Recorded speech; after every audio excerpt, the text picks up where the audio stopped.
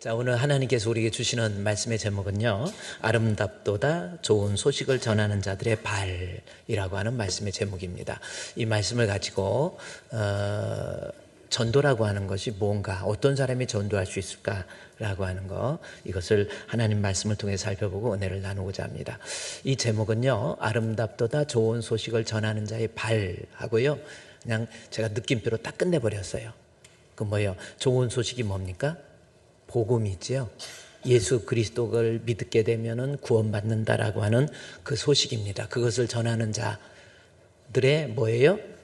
그것을 전하는 자의 발은 뭡니까? 말로만 나 예수 복음 전해야지 머릿속으로만 그런 갖고 있는 게 아니라 실제적인 삶을 통해서 예수가 그리스도심을 전하는 그러한 발걸음입니다.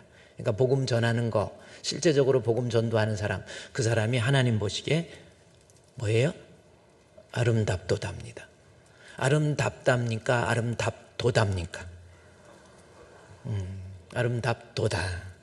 아름답다하고 아름답도다하고 차이가 뭐예요? 생각 좀 하세요. 생각을 좀 하고. 아름답도다하고 아름답다하고 차이가 뭘까요? 아름답다. 차이가 많습니다.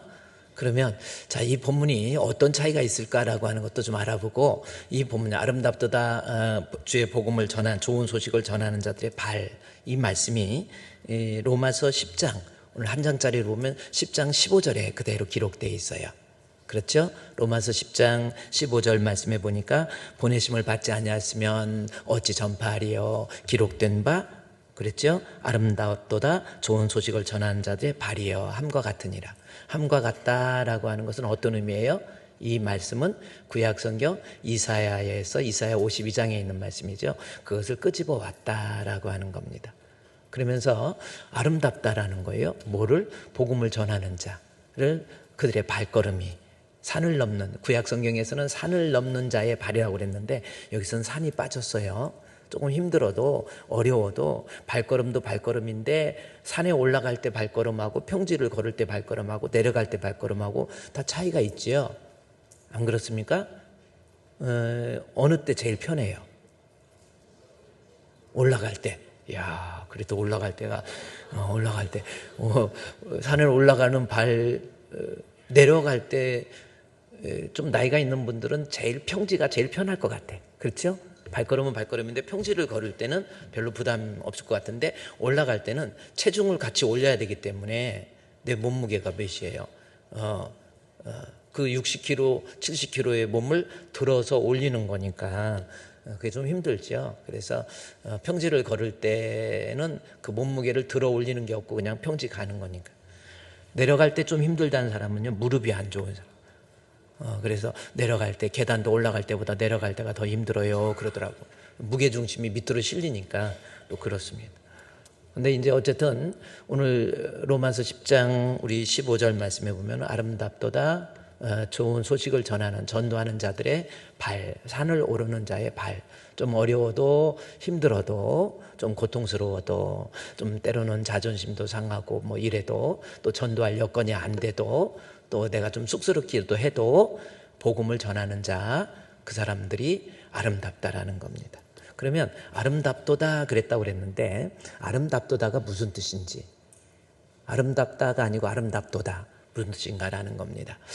헬라어에 보면요, 오라이오이라고 하는 단어를, 오라이오이 호이 페테스라고 하는, 그렇게 오라이오이 호이 페테스, 호이 페테스는 발이라는 거거든요. 발이 오라이오이는 아름답다, 사랑스럽다, 그 단어입니다. 오라이오이. 한번 따라합시다. 오라이오이. 그럼 여러분이 많이 쓰잖아. 운전하면서 뒤에 내려가고 오라이 하잖아요. 오라이오이라는 것은 아름답다, 그런 뜻입니다. 그런데 아름답도다는 뭐냐면, 아름답다라고 하는 것은 어떠한 내용에 대한 그냥 서술적으로 아름다워, fine view 이렇게 얘기하는데, 아름답도다라는 의미는 뭐가 있어요? 감탄의 의미가 있잖아요. 정말 너무너무 아름다워. 그것도 그냥 아름답다. 영어 NIV 성경이나 뉴 인터내셔널 버전 성경에 보면은 너무 아름답다 할 때요, 의문사를 앞에 집어넣어서 What a beautiful, What a beautiful 그러잖아요. How NIV 성경에서는 이 how beautiful 이렇게 써놨어요. 너무 아름답다. 아름다운데 그냥 아름다운데 우와 아름다워 how beautiful 그렇습니다. 근데 그거보다 더 아름다운 표현은요, 영어로 보면, 저도 영어는 잘 못하지만 거기다 what 해가지고 하나 또 강조하는 게, 야 이거는 정말 아름다워, what a beautiful, 또 그렇습니다. 한번 좀 쉬운 내용이니까 한번 따라하세요. what a beautiful. 그래, 한번 집에 가서 아내를 쳐다보면 what a beautiful 한번 하면 아내가 깜짝 놀랄 것 같아. 왜? 그게 뭔 말인지 몰라가지고. 그러니까 아름답다. What a beautiful. You look beautiful in that dress. 옷을 입었는데도 You look beautiful in that dress. 그 옷에 당신 참 잘 맞아요. 뭐 그런 의미 아닙니까? 그런데 아름답다라는 것이 감탄이에요. What a beautiful. 너무 아름다워라는 겁니다. 그럼 무엇이 이렇게 아름다울까라는 겁니다. 하나님 보시기에 정말 아름다운 거 뭐예요? 오늘 로마서 10장 그 마지막 15절 말씀해 보니까 아름답도다. What a beautiful. 좋은 소식, 복음이에요. 전도하는 사람들의 말로만이 아니라 그 발걸음, 힘들어도 산을 넘는 발걸음, 그거야말로 너무나도 아름답다. 하나님께서 하시는 말씀입니다. 이 오라이오이라는 말을 또 다시 한번 생각해 보면요, 전도하는 발걸음이 아름다운데 그냥 아름다움이야. 오라이오이라고 하는, 한번 헬라어 오라이오이 따라합시다. 오라이오이. 오이페테스라고 하는 건데, 오라이오이. 참 아름다운, 하나님 볼 때 마음에 든다라는 거거든요. 근데 아름답다라는, 경치가 아름답다라는, 또 얼굴이 이쁘다 이런 표현보다도요, 매력적이라는 말로 번역된 영어도 있어요. You look very charming. 그러니까 참하다 그러잖아요. 그러니까 참 매력적이다라는 어떤 거예요. 이 참하다, 매력적이다라는 것은요, 사랑의 문제를 다룰 때 표현이에요. 당신은 참 매력적이야. 뭐요? 내 마음에 아주 그냥 나를 그냥 끌어들이는 뭔가 있어라는 표현이 오라이오이라는 단어예요. 하나님 마음에 뭔가가 즉 하나님이 나를 무지하게 사랑한. 다시 표현하면요, 나 전도하는 사람을 하나님이 무지하게 사랑한다라는 겁니다. 제가 수요 예배 때 얘기했는데, 하나님이 우리를 사랑한다라고 하는 표현의 그 워딩이 어디에 있냐면요, 이사야서 42장 1절에 있고요, 그것을 또 4절에서 이렇게 설명을 하고 있어요. 이사야 43장 1절, 이사야 43장 42장에 43장 1절하고 4절입니다. 먼저 4절부터 보면요, 하나님 눈에 보기에 아름답다라는 거예요. 내 눈에 아름다움의 표현을 뭐라고 그랬어요? 사랑의 표현을, 내가 내 눈에, 네가 보기에, 너를 볼 때 보배롭고 존귀해서. 그러니까 하나님 사랑이 어느 정도냐면, 내가 너는 존귀라고 하는 것은 히브리어의 카베츠, 무게 있게. 이거 무슨 뜻이에요? 사랑을 하는데 무게 있게 한대. 그럼 뭐 무겁다는 의미인가요? 카베드가 간이라는 뜻이거든요. 간이 뭐 인체의 장기 중에서 꽤 많은 부분을 차지한다고 그래요. 간이 건강해야 몸도 건강하잖아요. 피곤은 간 때문이야, 뭐 이런 말도 있죠. 근데 이 카베즈라고 하는, 존귀라는 말이 카베즈예요. 그러니까 너를 무게 있게 사랑한다. 무슨 뜻일까? 하나님이 나를 무게 있게 사랑한대요. 무슨 뜻이냐면, 그냥 스쳐가는 변덕 있는 그런 사람 있잖아요.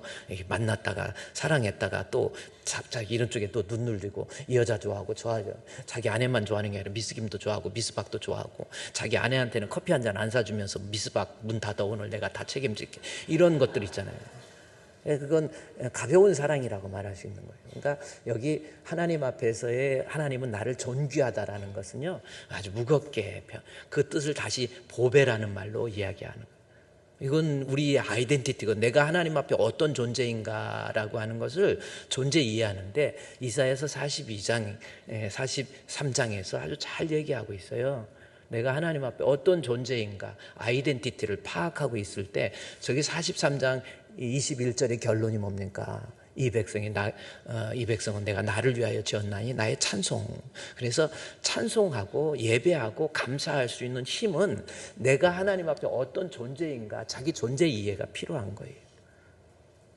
상황 인식, 자기 존재 이해라고 하는 겁니다. 자기의 어떤, 하나님 앞에 내가 어떤 존재예요? 여러분 잘 교회만 다니지 말고 나는 하나님 앞에 어떤 존재인가? 나는 하나님 앞에, 나를 사랑하시는 하나님 앞에 너무나도 보배롭고 존귀하다. 존귀는 뭐예요? 변함없는. 그래서 존귀라는 말 앞에 보배도요, 이 precious, 가치가 있다, 비싸다, 보석이다, 이런 뜻도 있지만 더 중요한 것이 여기서 이 보배롭다를 할 때죠, 야쿠르트 같이, 이 보배롭다라고 하는 히브리어의 단어를 보니까 야카르타, 그랬더니 야쿠르트 그렇게 하는데, 뭐 이러든 저러든 하여튼 이런 것은 알아놓으면 좋을 것 같아요. 하나님 앞에 하나님이 나를 볼 때 나는 어떤 존재냐면 매우 귀중하다, 소중하다, 야카르타라는 겁니다. 한번 따라합시다. 야카르타. 내 가슴을 치면 하나님 보실 때 나는 야카르타예요. 시작. 하나님 보시기에 나는 야카르타.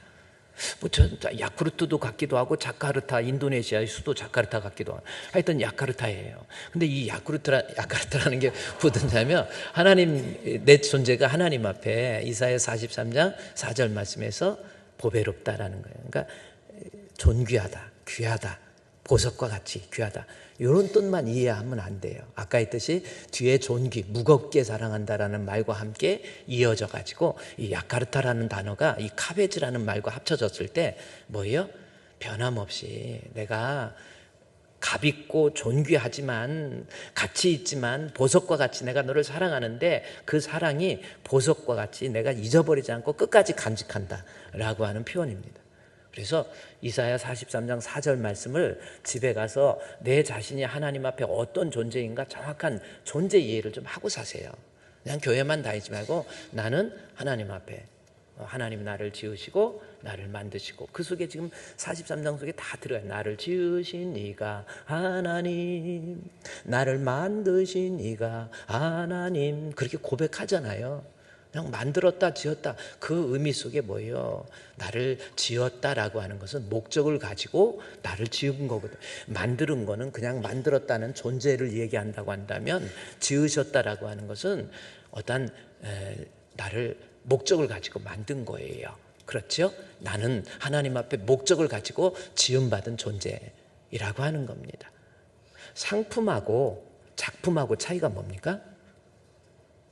상품은 막 찍어내는 거지요. 존재하게 한 거지요. 작품은 뭡니까? 거기에 만든 사람의 의지나 어떤 뜻이나 이런 것이 다 담겨 있는 거예요. 우리는 상품이 아니고 작품이에요. 그것도 그냥 작품이 아니라 무슨 작품? 걸작품. 하나님이 얼마나 나를 걸작품으로 따라합시다. 나는 하나님의 걸작품.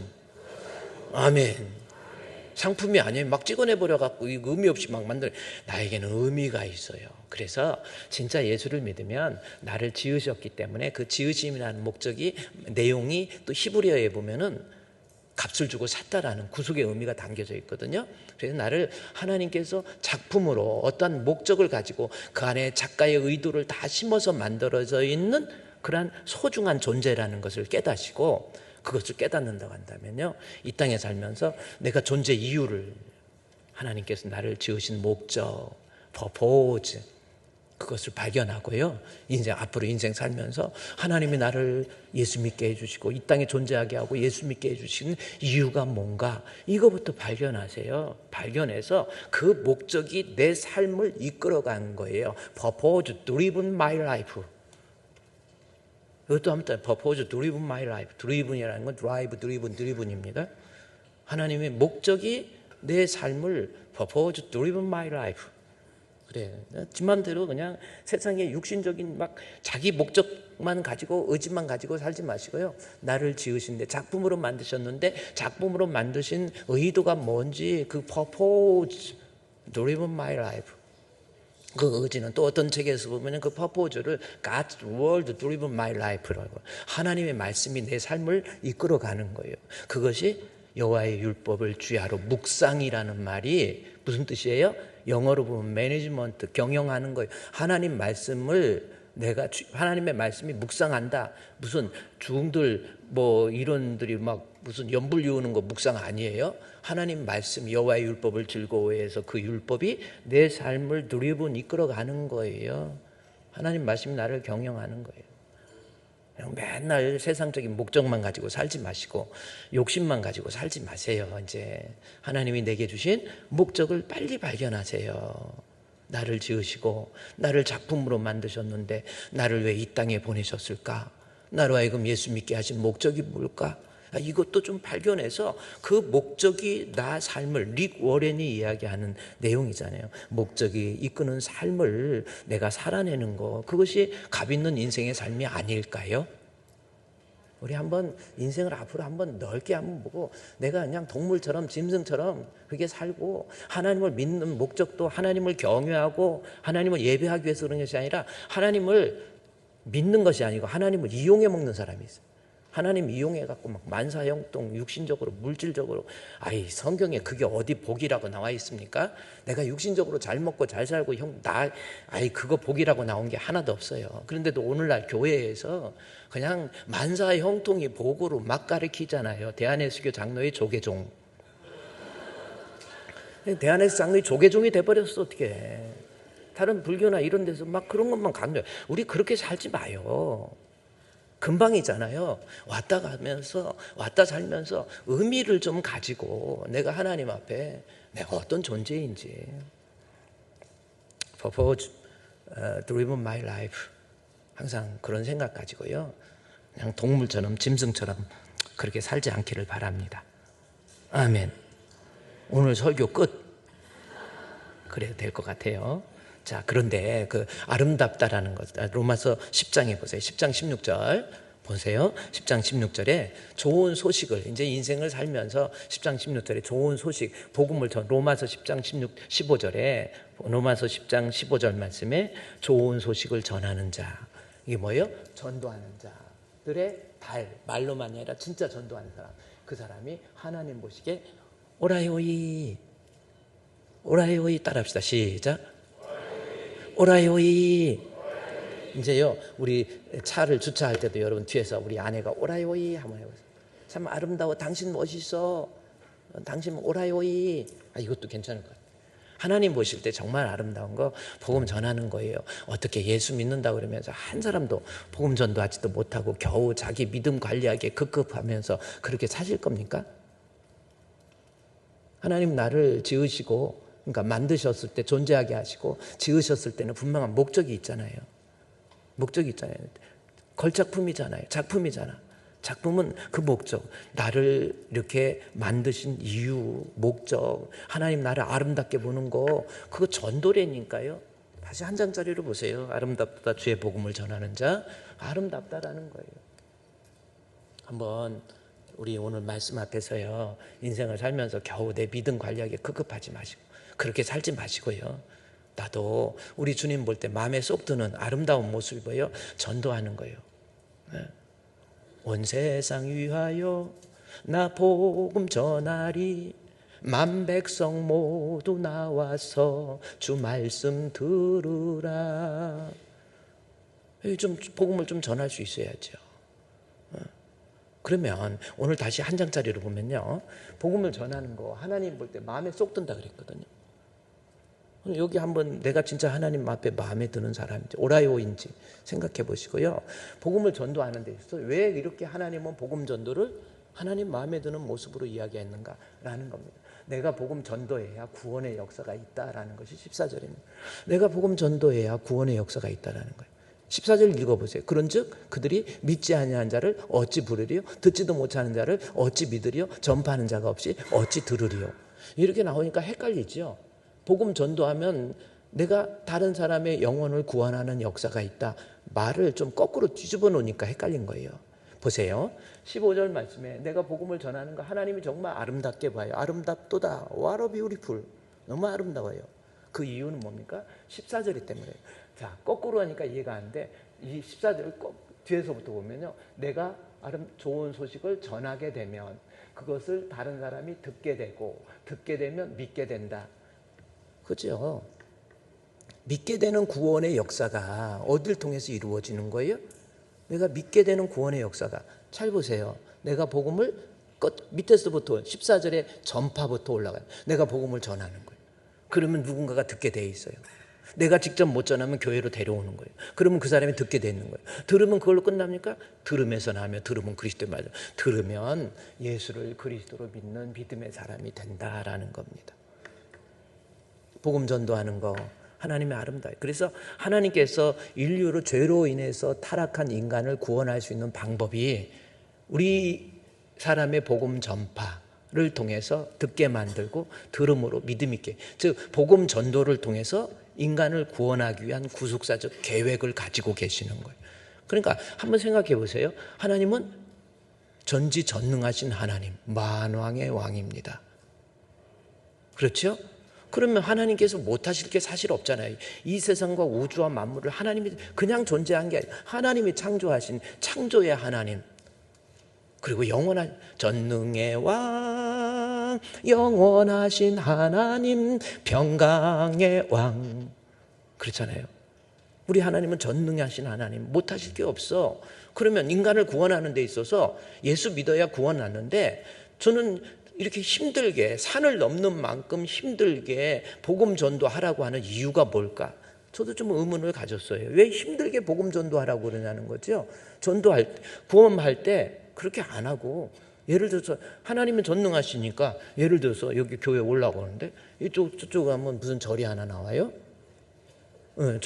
절에 가는데 그 입구에서 이쪽으로 오면 이제 교회로 나와요. 이제 길이 아마 교회 앞에 길이 쫙 나면 12m 도로가 쫙 나요. 이제 새로 건축하게 되면은 그렇습니다. 그리고 앞으로 직진하면 마하샬라라사, 이제 그게 나오는 거고. 어떻게 그렇게 됐어? 어떻게 도시 계획이 길이 우측으로 꺾으면 우리 주품교회가 나와요. 주님의 품, 세계를 주품으로. 할렐루야. 주품교회 좋은 줄 아세요. 그런데 하나님이 구원하는데 이렇게 올라가는데 절에 막 올라가는 사람들을 그래서 다리를 딱 꽈갖고 넘어뜨리든지, 아니면 절에 올라가는 사람들을 하나님 전능하시니까 딱 잡아가지고 너 지금 절에 가?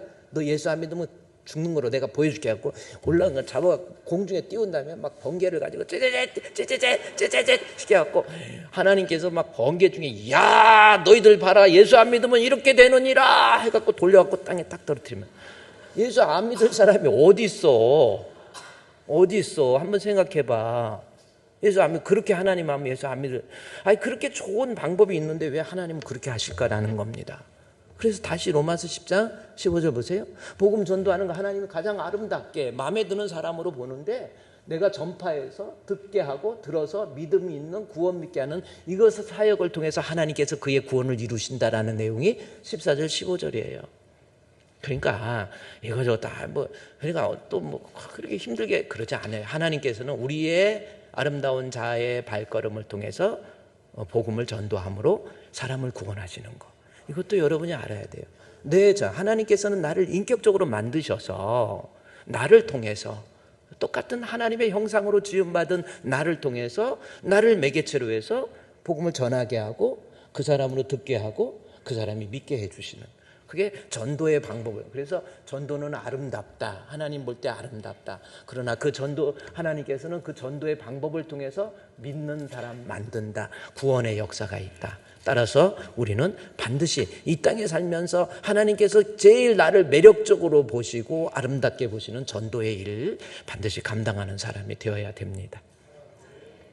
목사님이니까 또 주품교회 부흥시키려고 사람 하나 채우고 둘을 채우고 이것이 목적이 아니에요. 성경에 나와 있잖아요. 로마서 10장에서 구원을 이야기하면서 이제 복음 전도라는 말과 같이 연결시키고 있단 말이에요.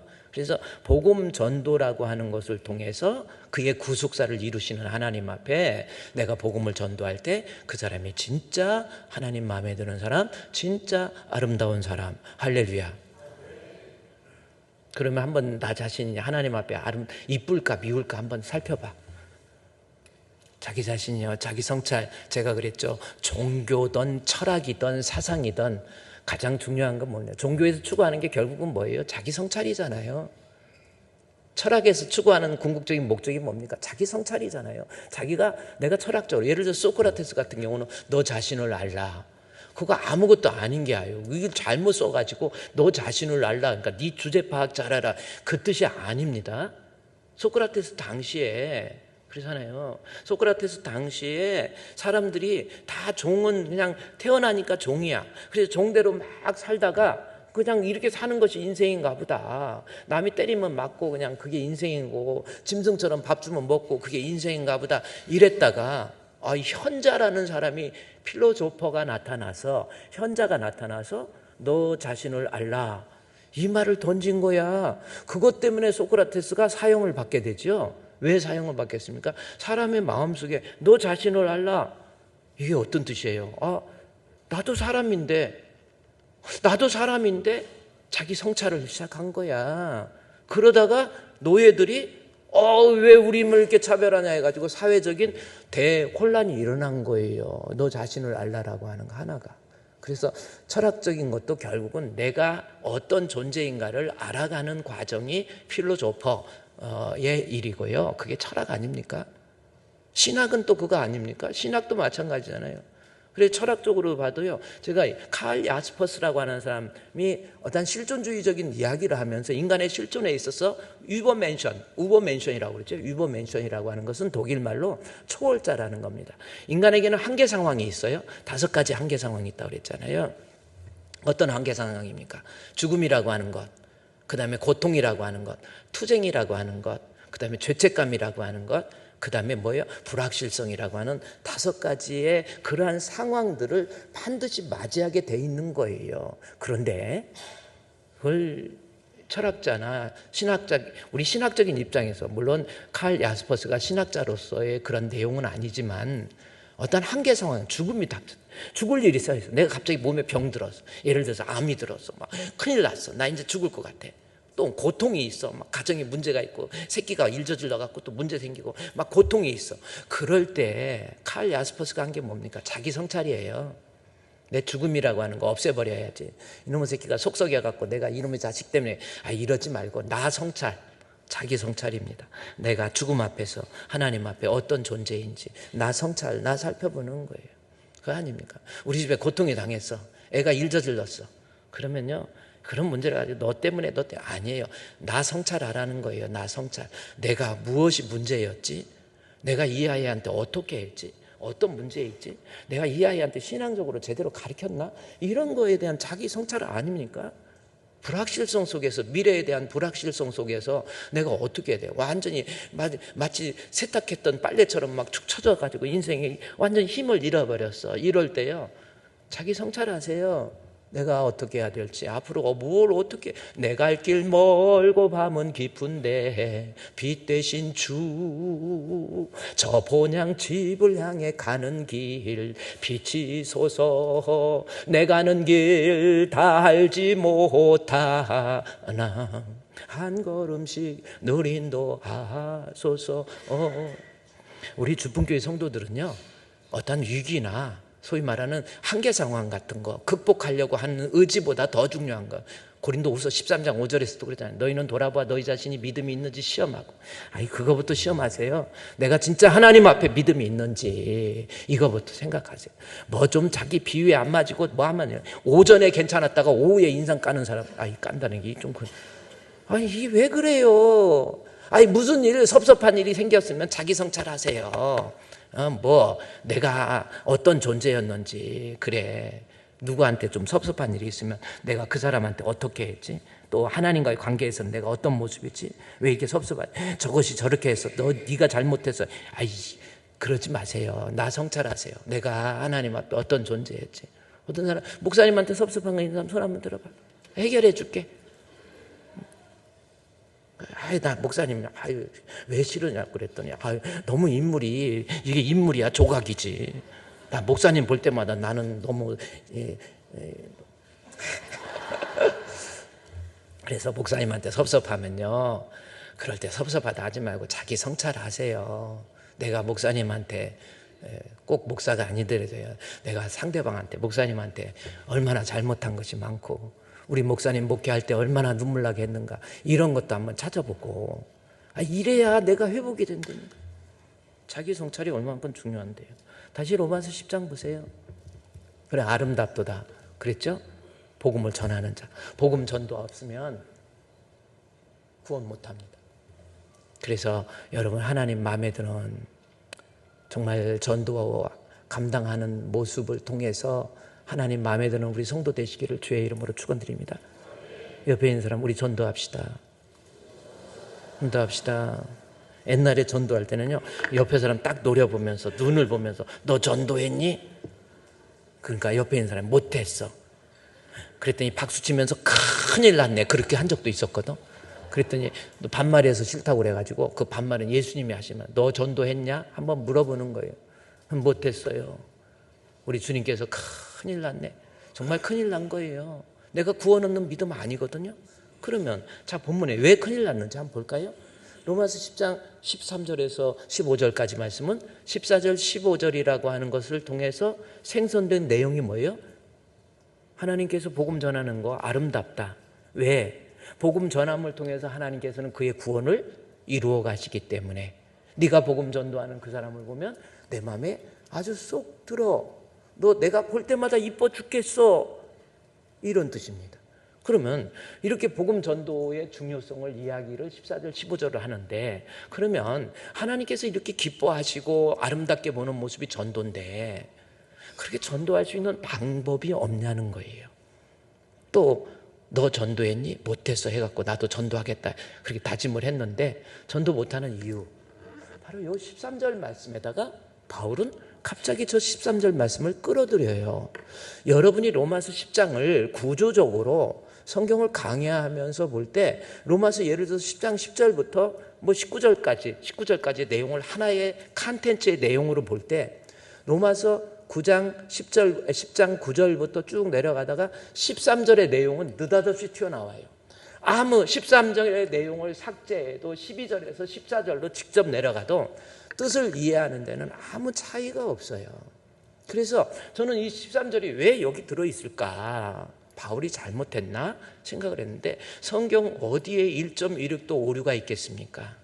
분명한 의지가 바울이 이 13절을 기록할 때에 바울의 마음이 가지고 있었던 신학적 의지가 뭐냐는 거지. 왜 13절을 기록했죠? 복음 전도의 필연성, 복음 전도할 때 하나님이 기뻐하는데 그래서 따라서 우리는 반드시 복음을 전도해야 된다 라고 하는 것이 14절 15절인데 13절 누구든지 주의 이름을 부르는 자는 구원을 받으리라 이 말을 해요. 그러면 이 말이 무슨 의미가 있냐는 거죠. 이해가 안 가요. 누구든지 주의 이름 그래 부른다라는 원어로 접근해 볼까요?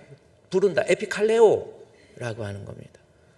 그냥 자기의 부족을 느끼고 막 달라고 부탁하는 그러한 모습이 에피칼레오라고 하는 겁니다. 근데 주의 이름을 부른다. 주님 이름 예수의 이름이 내게는 너무나도 필요합니다. 기도하는 거 갑자기 구원을 받는다. 이 내용이 전도 이야기하기에 앞서서 들어갈 이유가 뭐냐는 거죠. 이해가 안 가면 이 본문을 차용한 본문이 어디 있는지 찾아가 봐야 됩니다. 그래서 여러분이 성경에 보면 로마서 10장 13절 앞에 미움이라고 써 있어요. 미워서 미움이 아니라 기억 니은 알죠? 미움. 세종대왕 가나다라 마바사 저기 송창식이가 한 노래처럼 그 미움이 있어요. 미움 여기 미움이 뭔가 하고 풋노트에 가봤더니 요엘서 2장 32절이라고 써 있는 거예요. 그러면 요엘서 2장 32절에 있는 말씀을 가보면 주의 이름을 부르는 자가 구원을 얻는다. 이게 무슨 뜻인가를 설명할 수 있다는 겁니다. 왜 이게 구원과 관련된 말일까? 다시 생각해 보세요. 주의 이름을 부르는 자는 구원을 얻는다. 왜 이게 구원과 관련됐냐는 거죠. 그래서 요엘서 2장 28절 요엘에 의해서 쓴 책이 요엘서입니다. 요엘이 무슨 뜻? 요도 하나님, 엘도 하나님입니다. 히브리어의 야라는 발음이 요예요. 요. 그래서 요엘 하나님 하나님 중에 하나님 진짜 하나님이라는 고백이 요엘이야. 여러분 이번에 또 아이를 낳게 되면은 요엘이라고 치면 그건 상당히 교만하게 느껴지니까 좀 요엘은 좀 그러네요. 하여튼 요엘은 하나님 중에 하나님. 그러면 저 이름의 뜻에서 느껴질 수 있는 것은 요엘서를 기록할 당시에 그때 이스라엘의 백성의 상황이 상당히 좋지 않다라는 거예요. 하나님 중에 하나님이 아니라 하나님 위에 다른 우상을 숭배하고 그런 때였다라는 것을 그의 이름을 통해서 우리에게 우회적으로 한마디 탁 던지는 거예요. 기원전 8세기거든요. 여호사밧 때, 북쪽 이스라엘의 여호사밧 때 쓴 책이 우시아와 요담과 아하스와 히스기야 왕 때 쓴 책이란 말이에요. 그러면 그때 당시에 영적으로 너무 곁길로 가고 딴 길로 가고 하나님 믿는 믿음도 제대로 없고 이런 상황입니다. 이럴 때 주시는 말씀이 뭐냐면 그 1장에서 메뚜기 재앙, 황충이 재앙, 메뚜기가 뭐 느치가 황충이가 다 똑같은 말이에요. 하나님의 재앙, 곁길로 가고 딴 길로 가고 너무나도 타락한, 특별히 북쪽 이스라엘은 여로보암 2세 때거든요. 여로보암 1세는 솔로몬의 아들이고 여로보암 2세인데 여로보암 2세 때 이스라엘 땅이 가장 부유하게 돼. 북쪽 이스라엘이 가장 부유할 때요. 가장 부유할 때, 잘 나갈 때 조심하세요. 그때 영적으로 가장 타락한 거거든요. 사람이 잘 될 때, 평안할 때 정말 조심해야 돼요. 이제 좀 먹고 산다고 하나님 신앙 버리고 믿음 버리고 죽을 때 잘 죽으세요. 죽을 때 여러분 금방 관 사이즈도 한 번씩 생각해. 내가 들어갈 관은 어느 정도 클까? 아직 살이 안 빠진 분은 좀 높게 잡아서 관도 큰 걸로 해갖고 눌러가지고 이렇게 하기도 하거든. 너무 배가 나와. 눌렀는데 또 살이 너무 적고 푹 힘 주면 또 관 뚜껑이 팍 열리고 그러면 안 돼. 근데요, 죽음 앞에 섰을 때, 그래, 관을 해가지고, 많이 염할 때, 이렇게 목사님이 쳐다봤는데, 야, 이 인간 살면서 그저 세상적인 것, 돈, 명예, 이런 것만 알고, 뭐 좀 선하게 행한 게 뭐 있어. 이제 죽었네. 지난번에 죽었으면 좋았을 텐데. 이런 마음이 들면 안 돼. 죽을 때 잘 죽으라고 그랬지요. 아, 이분 참 잘 살았어. 이게 참 필요한 거예요. 죽을 때 잘 죽으세요. 안 죽을 사람 어디 있습니까? 금방이잖아요. 그래서 요엘서 당시에 이스라엘 백성들이 하나님 믿기보다는 우상을 숭배하니까 하나님의 메뚜기 재앙, 황충의 재앙, 느치 재앙, 그럼에도 불구하고 하나님께서 그들을 회복하기 위한 메시지가 요엘서 2장 32절이에요. 누굽니까? 누구든지 주의 이름을 부르는 자는 구원을 받아요. 그 어려운 위기 속에서도 구원을 받는다라는 겁니다. 근데 주의 그 어려운 위기 속에서 곁길로 가고 딴 길로 가고 그 하나님의 재앙 속에서도 누구든지 주의 이름을 부르면 그러니까 결국 예수님의 이름을 믿으면 구원을 받는다라는. 근데 믿으면을 부르면으로 바꿔놨거든요. 그러면 이게 부르면 이게 무슨 뜻이냐는 거죠. 부르면. 그래서 이 말씀이 주의 이름을 부르는 자가 구원받는다라는 거예요. 그러면 이 믿음에 대한 또 다른 표현을 부른다로 해놓은 거잖아요. 구원은 믿음으로 인해서 이루어지기 때문에. 그래서 구원이라는 말을 바꾸어서 부른다라는 표현을 했잖아요. 그러면 부른다라는 것이 무슨 뜻일까? 이게 무슨 뜻일까? 봤더니 이 말이 32절이 나오게 된 원인이 뭐냐면 28절이에요. 뭐요? 곁길로 가고 딴 길로 간 그들에게 결국은 하나님께서 영을 부어주셔서 성령 부어주셔서 성령을 받게 되면 이 사람이 완전히 변화돼요. 여러분 우리도 마찬가지예요. 내가 성령 받으면 사람이 완전히 변해요. 사람 뱀을 잡아서 사람이 껍질 벗기려고 하지 마시고 성령께서 우리 안에 오시면 내가 머리끝부터 발끝까지 완전히 변화된 역사가 일어나요. 목사님 우리 남편이 변했어요. 방법은요, 내가 남편에게 성령이 임하면 요엘서 2장 28절이 그겁니다. 내 영을 만민에게 부어주니까 어떻게 돼요? 자녀들이 장래일을 말하게 돼요. 자녀가 장래일을 어떻게 돼요? 자녀는 애기 여기서 자녀, 젊은이, 늙은이 다 또 누가 되었던지 간에 차별 없이 남종, 여종 차별 없이 누구든지 성령 받으면 심지어 그게 아이, 자녀라고 할지라도 미래를 볼 수 있는 해안을 갖게 된다. 뭐 이런 의미입니다. 하나님의 영안이 밝아져서 내가 아무리 부족해도 연약해도 내가 세상에서 뭐 다 부족한다 할지라도 하나님의 눈을 가지고 세상을 바라보는 거예요. 장래일을 말할 것이고 늙은이가 꿈을 꿔요. 늙은이가 꿈꾼다는 게 뭐예요? 늙어서 잠많이 자고 꿈꾼다는 그런 개꿈을 얘기하는 게 아니야. 여기서 꿈은 뭡니까? 내가 성령 받으면 꼭 늙은이라는 뜻이 아니에요. 내가 누구든지 내가 아무리 저기 했더라도 성령 받으면 내가 위기 속에서도 내가 소망을 갖게 된다. 꿈이에요. 나는 나이 들어서 맛도 없고 먹을 것도 없고 나는 재미도 없고 인생 나는 끝났어. 아니에요. 성령 받으면 그때부터 달라져요. 늙은이라 할지라도 꿈을 꾸게 되고. 젊은이는 뭐예요? 옛날에는 환상, 이상을 볼. 젊은이가 이상 본다는 게 뭐예요? 성령 받게 되면 누구든지 젊은이만이 아닙니다. 이상을 본다. 이상 본 게 뭐예요? 이상 끝 하지 않고 이상이 뭐예요? 이상을 본다, 환상을 본다. 무슨 뜻이에요? 이것은요, 하나님의 눈으로 세상을 보는 거예요. 하나님의 눈으로 세상을, 이것을 이사야서는 계시라고 그랬죠. 계시. 그러니까 하나님의 눈으로 세상을, 똑같은 것도예요. 하나님의 눈으로 세상을 바라보는 거예요. 정치를 바라보다 하나님의 눈으로.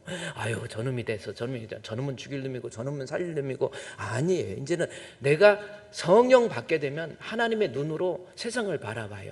저 사람 다 해서. 그래가지고 내가 무슨 일을 했더라도 하나님의 시선이 하나님께로 이게 완전히 바뀌는 거예요. 그래서 여러분, 하나님의 눈으로 세상을 봐라. 어떤 사건도 하나님의 눈으로 볼 줄 알아요. 내가 무슨 일이 있어도 하나님의 눈으로 보는 거예요. 아니, 지가 하나님의 눈으로 봐야지. 그러면서 살아가면서 이상을 보므로 이제는 내 뜻, 내 생각, 내 혈기, 내 욕심, 내 자존심, 내가 분노하는 거 다 내려놓고 하나님의 뜻이 나의 비전이 되고 예수님의 성품이 나의 인격이 되고 성령님의 권능이 나의 능력이 되길 원하고 바로, 내가 좀 이따 했더니 미리 원하고 바라고 기도합니다. 이게 성령 받으면 완전히 사람이 달라져요. 그거예요. 그래서 성령 받으면 나중에 요엘서 2장 28절에 성령 받으면 크고 두려운 날 심판의 때에 이 사람이 가지고 있는 믿음, 무슨 믿음이에요? 진짜 믿음. 진짜 믿음, 심판의 때에 구원받는 사람. 그래서 주의 이름을 부른다라고 하는 것, 이 말은 무슨 뜻이에요? 성령을 통해서 진짜 예수 믿게 되면 그 사람은 정말 구원 얻는 믿음이 된다라는 거예요. 여러분, 우리 고린도전서 12장 3절 말씀을 하나 참고해 볼까요? 고린도전서 12장 3절의 내용은 뭡니까? 누구든지 그리스도의 영이 없으면 예수를 주라 시인 못하는 거예요. 말로 주여 주여 하는 것 말고, 그것이 보세요, 성령 아니고 교회 다니면서 예수를 주라고 하는 사람, 그 누구든지 예수를 저주할, 영어로 말하는 자는 예수를 저주할 자라 하지 않는다, 이 말이에요. 아유, 목사님, 그렇죠. 성령 받으면 아유, 예수님 나쁜 사람, 나쁜 분이지, 막 저 나쁜, 나는 예수 안 믿어, 그렇게 표현하는 의미가 아니에요. 예수를 저주할 자라고 하는 것은 헬라어에 보면 아나테마라는 단어인데 무슨 뜻이냐면 예수 그리스도에 대해서 문자적인 이해만 하고 있다라는 뜻이 저주할 자라는 표현입니다. 왜 그러냐면 그때 당시에 십자가에 못 박혀 죽은 사람을 저주받은 자라는 거예요. 그래서 예수님이 저주받았다는 게 아니라 예수님이 누구냐에 대해서 십자가에 못 박혀 죽은 자라는 표현밖에 못해요. 그러니까 성령 받지 못하고 신앙생활 하면은, 우리 사랑하는 성도 여러분, 성령 받지 못하고 신앙생활 하잖아요. 예수님에 대해서, 예수님은 우리를 위해서 십자가에 못 박혀 죽으셨어, 예수님은 3일 만에 부활하셔서, 예수 믿으면 평안이 있대, 예수 믿으면 구원이 있대, 말로만. 이게 성령 받지 못한 사람의 교회에서의 사람의 모습이에요. 아나테마 이겁니다. 교회는 멀쩡하게 다녀, 폼은 다 똑같이 나와. 하나님의 영으로 말하는 자는 그렇게 문자적으로만 예수를 이해하지 아니하고 내면적 정체로서의 자기가 동의하지 아니하고 진짜 성령 받으면 예수님을 향해서 주여, 우리 예수님이 나의 주인 것을 믿습니다. 우리 예수님이 나의 생명이심을 믿습니다. 우리 예수님 믿어야 내가 천국 갑니다 라고 하는 확고한 믿음이 그 안에 들어가는 거예요. 그래서 누구든지 주의 이름을 부른다라는 것은 성령 받은, 예수 믿는 사람이라고 하는데 그냥이 아니라 성령 받은 사람. 그러면 다시 로마서 10장에 가볼까요? 요엘서에서 차용했던 로마서 10장에서 우리 얘기했던 거 보세요. 복음 전도, 하나님이 기뻐하는 거고 하나님이 사랑하는 건데 복음 전도를 통해서 그의 구원을 이루신다. 그런데 이렇게 따라서 우리는 전도해야 되는데 전도할 이 전도하는 사람이 되려면 13절에 누구든지 주의 이름을 부른다. 여기서 부른다라는 것은 하나님 앞에 무슨 뜻이에요? 성령 받아서 하나님이 인정하는 진짜 믿음 있는 사람, 그런 사람이 전도할 수 있어요. 전도 못하죠. 그러니까 진짜 믿음 없으니까 전도 못해. 그렇죠? 성령으로 인한 믿음. 진짜 믿음이 있으면 막 전도하는 거예요. 전도하고 싶어서 죽겠어. 택시를 타도 딱 해서 기사를 보면서 요금이 팍팍 올라가네. 착착 올라가. 이제 조금 더 올라갈 때쯤 돼서 지금 한참 좀 더 가야 되는데 나 미리 내릴게요. 이번에 500원 또 올라가네. 그런 것만 계산하지 말고 택시에 앉아서 진짜 믿음이 있으면 뭐예요? 운전기사님의 영을 바라보는 거예요. 그래서 자녀들이 장래일을 말할 것이고, 늙은이가 꿈을 꿀 것이고, 젊은이가 환상을 보고 달라져요. 진짜 성령 받은 사람의 믿음은 벌써 보는 눈이 하나님의 시선으로 바라보잖아요. 자녀들이 꿈을 꿀 장래일을 말할 것이고, 늙은이가 꿈을 꿀 것이고, 젊은이가 성령이여, 그 노래 있지. 여러분 진짜 성령 받아야 돼. 지금 괜히 여러분 우리 주품교회 명품교회잖아요. 교회만 다니는 성도가 아니라 정말 하나님께 성령 받아야 진짜 믿음 되고, 진짜 믿음 가진 사람이 전도 안 되니까요. 성령 받아. 그러면 성령은 어떤 사람이 내려주는지 요엘서 2장 볼까요? 하나만 보세요. 요엘서 2장 28절 말씀에 여기 성령 받으면 완전히 변화되고 그 사람이 크고 두려운 날 심판의 때에 구원받는 진짜 믿음이다라는 거죠. 근데 성령을 받아야 되는데 받는 방법이 부르는 자 할 때, 이 부르는이 그 헬라어 히브리어로 뭔지 아세요? 코레아라는 거예요. 우리 세종대왕이 지은 거 아니구나. 고려라는 발음을 코레아라고 그러죠. 코레아 한번 따라합시다. 코레아. 무슨 뜻인 줄 아세요?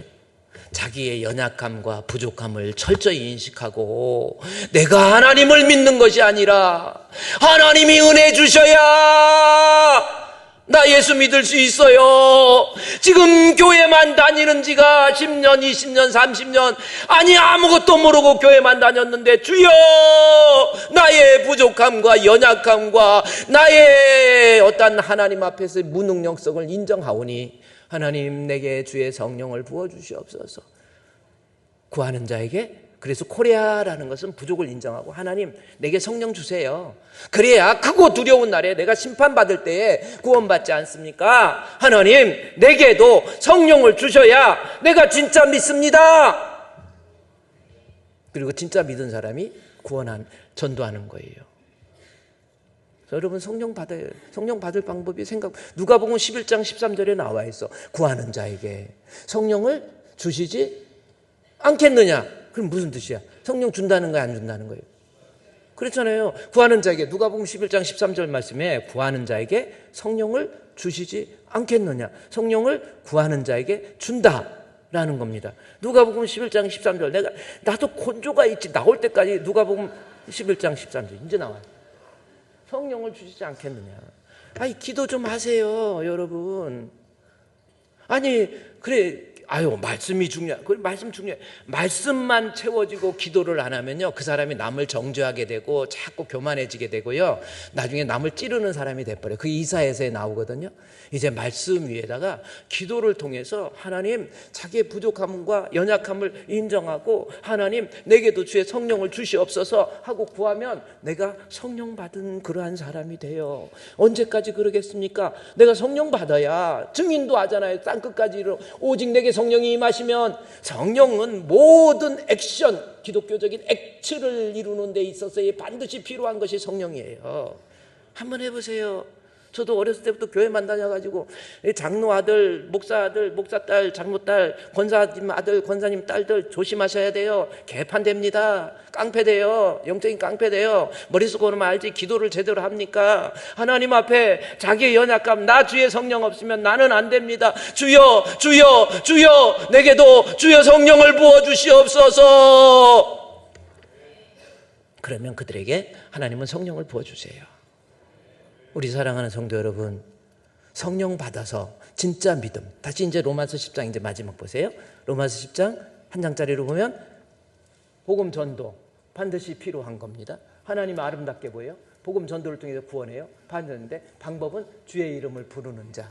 성령을 사모하면서 진짜 믿음을 가진 사람이 구원받는다. 즉 바꿔 얘기하면 진짜 믿음 있는 사람이 전도한다, 이 뜻이에요. 왜 전도 못합니까? 믿음 없어서 그래. 왜 전도 못합니까? 믿음 없어서 그래. 창피해서? 아니야, 믿음 없어서 못해. 아니, 그러면 창피가 그렇다고 한다면, 창피해서 못한다고 그런다면, 여러분 부부가 살면서 또 새끼들 있잖아요. 자녀들도 있잖아요. 새끼라고 그래서 미안해요. 자녀라고 그래. 자녀님들이라고 할게. 자녀님들이 있고 새끼님도 있고 하여튼 있어요. 그런데 부부가 살면서 남편한테 전도 못한다? 뒤돌아보세요. 남편 안 사랑하든지 내가 구원에 확신이 없어요. 믿음이 없어서. 안 사랑하면 이 왼수 죽어서 빨리 지옥 가버리는 건 난 상관없다, 이렇게 생각하면 전도 안 해도 안 하겠지. 근데 남편 사랑하는데도 내가 전도 안 한다, 교회도 안 가고 저러고 있는데 내부터 여보 툭 하면 교회도 빠지고 내부터 그요. 솔직히 말해서 아내 입장에서 구원에 확신이 없어요. 예수 안 믿으면 지옥 간다는 거 몰라. 아직 안 믿어. 가짜야. 그 믿음 없는 거예요. 그러면 남편은 안 사랑하는 사람도 있으니, 남편 안 사랑하는 사람 손 한번 들어. 가능한 빨리 죽었으면 좋겠다 사람 그런 마음이.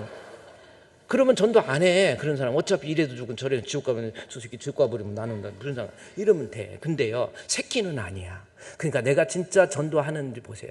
내 새끼가 곁길로 가고 딴 길로 가고 하나님 우습게 알고 목사님 우습게 알고, 목사님 보면 목사님 안녕 막 이러고 다니는 영적인 불량배들 있잖아요. 이런 애들. 그리고 교회는 안 나와. 그 원인이 뭔지 그런데도 목사님 애들 이기는 자식 없어요. 부모 없어요. 내버려 두세요. 안 돼요. 그 이유가 진짜 아비의 마음속에 어미의 마음속에 자식 사랑하는 마음은 없을 수가 없어요. 내가 구원의 확신, 진짜 믿음이 없으니까 전도 못하는 거 아닙니까? 그거 아니에요. 한번 생각해 보세요. 내가 진짜 믿음이 있으면 내 새끼 지옥 가는데 전도 안 하겠어요? 무릎 꿇고라도 아들아 내가 소원이 있어, 교회 좀 가자. 이럴 수밖에 없다라는 거예요. 로마서 10장에서 강조하는 게 그거예요. 다시 한 장짜리로 보면요, 전도 못하는 이유, 누구든지 주의 이름을 부르는 확고한 믿음이 없어서 그러는 거예요. 믿음이 있으면 전도합니다. 바꿔 얘기하면 한 사람도 지금까지 신앙생활에서 한 사람도 전도 못했다, 그냥 적당히 넘어간다, 내가 아직은 구원의 확신, 성령을 통한 믿음, 이거 없는 거예요. 그렇게 알면 됩니다. 진짜 구원의 확신이 있으면요 막 달라져. 제가 마지막으로 하나 얘기하면요, 제가 군대를 갔거든요. 우리나라에서 제일 좋은 대학이 어디? 군대 제일 좋아요. 그래서 저는 논산 훈련소 끌려가가지고, 그때는 전두환이가 해갖고 논산 훈련소에서 훈련을 받다가요, 무슨 일이 있었냐면은 거기서 막 이런 훈련 저런 훈련 막 받고 있었는데, 거기서 어떤 일이 있었냐면 각계 훈련, 그 다음에 유격 훈련, 이런 걸 다 받아요.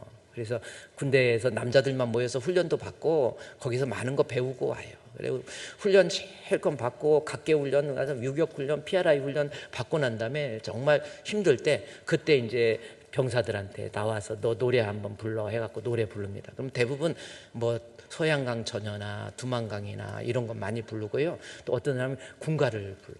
그래서 나도 한번 최성원 리튀아 그래갖고 튀면 노래 일발장전 해갖고 노래를 불렀어요. 그래서 어떤 노래를 부를까 이게 고민이 되는 거예요. 그래서 불렀던 노래가 뭐냐면, 아름다운 이 강산을 지키는 우리 사나이 기백으로 오늘을 산다, 폭탄의 불바다를 무릅쓰고서 고향 땅 부모 형제 평화를 위해 전우여 내 나라는 내가 지킨다, 멸공의 햇불 아래 오늘을 산다. 부르니까 잘하는데 한국도 발사 그러더라고요. 높은 산 깊은 곳 적막한 산하 눈 내린 전선을 우리는 간다. 그거 불렀어. 그랬더니 막 잘한대. 그래서 막 박수 받고 내려왔어. 그랬더니 다음 병사가 다 각개훈련 받아갖고 황토 다 뒤집어 쓰고 그 친구가 노래를 부르는데 주변이 숙연해졌어. 그때 노래 잊어버리지도 않아요. 나는 목사 되겠다는 사람인데 그래도 유행가는 안 불렀어. 근데 이 사람은 와갖고요, 목사 된다는 사람 아니야. 그 병사가 딱 앞에 나오더니 그때 불렀던 노래, 눈을 들어 하늘 보라, 어지러운 세상 중에 곳곳마다 상한 영의 탄식 소리 들려온다. 그 친구 머릿속에서 믿지 않는 자의 탄식 소리가 들리는 거예요. 빛을 잃은 많은 사람, 길을 잃고 헤매이며 당자처럼 기진하니 믿는 자여 어이할꼬. 진짜 믿음이 있으니까 믿는 자여, 저거 4절까지 마지막 믿는 자여 어이할꼬, 믿는 자여 어이할꼬, 진짜 믿는 자여 어이할꼬. 그 친구는요, 그래서 세상에서 죽어가는 2절 같은데, 눈을 들어 하늘 보라, 어지러운 세상 중에 외치는 자 많건만은 생명수는 말랐어라. 죄를 대속하신 주님, 선한 일꾼 찾으시니 대답하리 어디 있나. 믿는 자여 어이할꼬. 어때요 여러분? 진짜 믿음이 들어가니까 그 병사들 부끄러워 안 해. 그 병사 딱 나오더니 아무 말 안 해요. 그것도요, 나가지고 고개를 탁 숙여. 이게 폼을, 그 친구도 우리 오늘 찬양 잘했잖아요. 성악을 전공한 사람은 이게 이 악기가 틀려. 벌써 딱 폼을 잘. 눈을 들어 하늘 보라, 다시 사신 그리스도. 내가 할 수 있어. 안 하는 거야.